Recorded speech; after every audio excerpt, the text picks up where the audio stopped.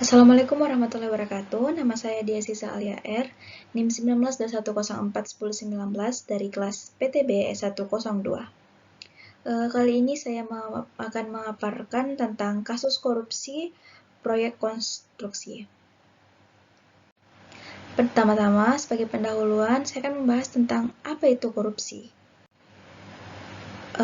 Korupsi, menurut perspektif hukum, adalah secara gamblang telah dijelaskan dalam 13 buah pasal dalam Undang-Undang Nomor 31 Tahun 1999 yang telah diubah dengan Undang-Undang Nomor 20 Tahun 2001 tentang pemberantasan tindak pidana korupsi. Berdasarkan pasal-pasal tersebut, korupsi dirumuskan ke dalam 30 bentuk atau jenis tindak pidana korupsi.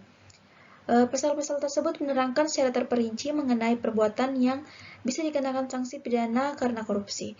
Di 30 bentuk atau jenis tindak pidana korupsi tersebut pada dasarnya dapat dikelompokkan menjadi 7, yaitu yang pertama kerugian keuangan negara, yang kedua kasus suap menyuap, yang ketiga kasus penggelapan dalam jabatan, yang keempat kasus pemerasan, yang kelima kasus perbuatan curang, yang keenam kasus benturan kepentingan dalam pengadaan, dan yang terakhir yaitu kasus gratifikasi. Selanjutnya, contoh kasus tindak pidana korupsi proyek konstruksi.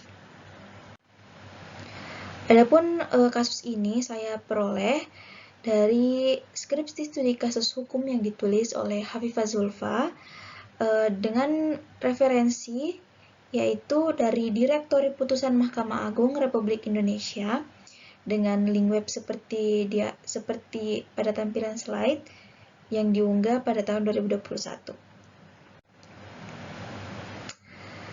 Data kasus dari kasus yang akan saya ambil yaitu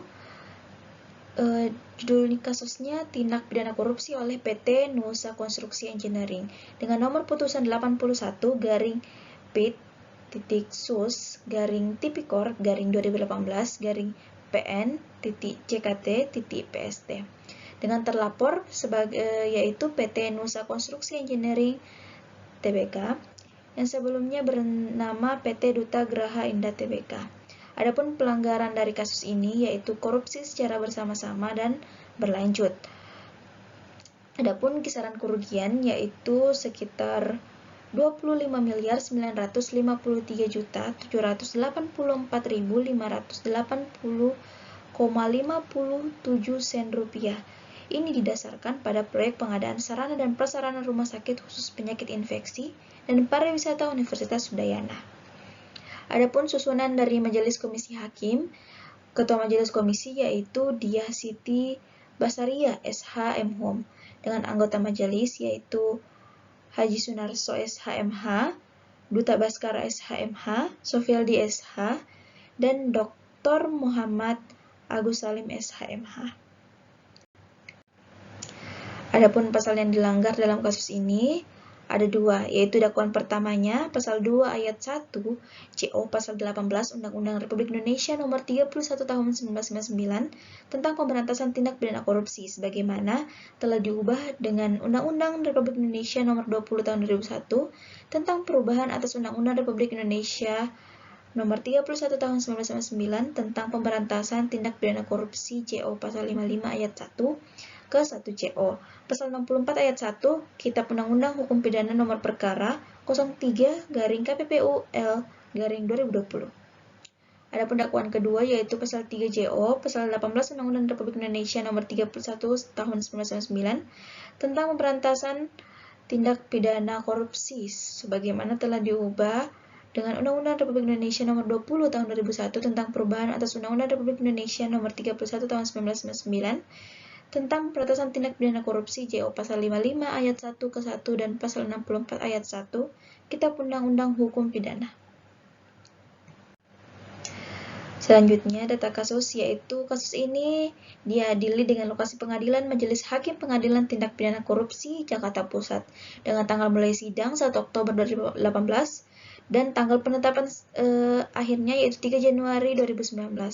Adapun denda yang diberikan yaitu sebesar 700 juta rupiah dengan pidana tambahan yaitu pengganti sebesar 85.490 Rp4.234.737. Pidana kedua yaitu mencabut hak terdakwa untuk mengikuti lelang proyek pemerintah selama 6 bulan.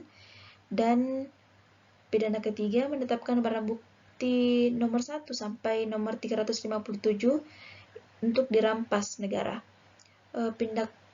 Tindak pidana tambahan lainnya yaitu membebankan biaya perkara sebesar Rp10.000.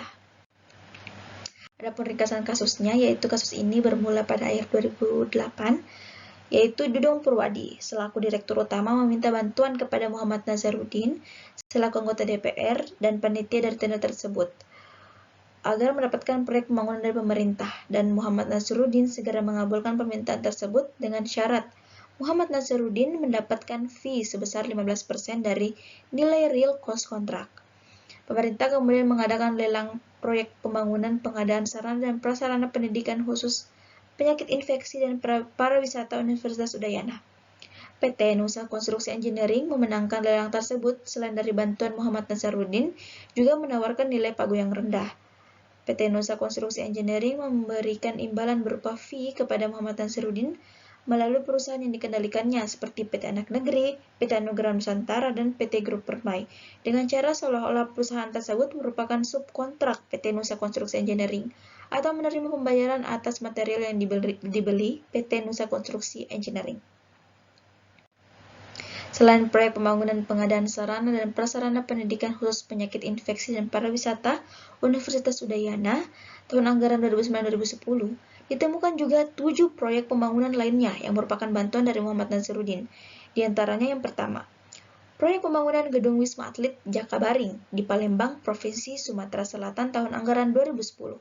Yang kedua, proyek pembangunan gedung Balai Pendidikan dan Pelatihan Ilmu Pelayaran BP2IP Surabaya. Yang ketiga, proyek pembangunan gedung Rumah Sakit Pendidikan Universitas Mataram di Mataram, Provinsi Nusa Tenggara Barat. Yang keempat, proyek pembangunan gedung Rumah Sakit Umum Daerah atau RSUD Sungai Dareh di Kabupaten Darmasraya, Provinsi Sumatera Barat. Yang kelima, proyek pembangunan gedung kardiak di Rumah Sakit Adam Malik Medan, Provinsi Sumatera Utara. Yang keenam, proyek pembangunan pavilion di Rumah Sakit Adam Malik Medan, Provinsi Sumatera Utara. Dan yang terakhir, proyek pembangunan Rumah Sakit Tropis Universitas Airlangga, Surabaya, Provinsi Jawa Timur. Adapun pendapat saya mengenai putusan kasus ini, yaitu terdapat keganjilan dalam menentukan jumlah pidana uang pengganti, di mana penuntutan dan penjatuhan pidana uang pengganti ditentukan tidak hanya dari proyek pembangunan sarana dan prasarana rumah sakit khusus penyakit infeksi dan pariwisata Universitas Udayana saja, melainkan ketujuh proyek lainnya.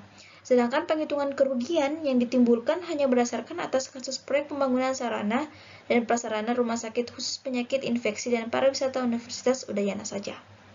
Hal ini sangat merugikan negara apabila penjatuhan pidana uang pengganti tidak disesuaikan dengan kerugian keuangan negara dan peraturan perundang-undangan yang berlaku. Adapun saran saya yaitu sebaiknya jaksa penuntut menyesuaikan kerugian dengan total keseluruhan kasus proyek konstruksi. Jikalaupun ini tidak dapat dilakukan, sebaiknya jaksa penuntut memisahkan satu demi satu kasus tersebut, bukan dengan menyelesaikan seluruh kasus dengan hukuman terhadap satu kasus saja. Sekian yang dapat saya sampaikan, lebih dan kurangnya mohon dimaafkan. Terima kasih atas perhatiannya. Wassalamualaikum warahmatullahi wabarakatuh.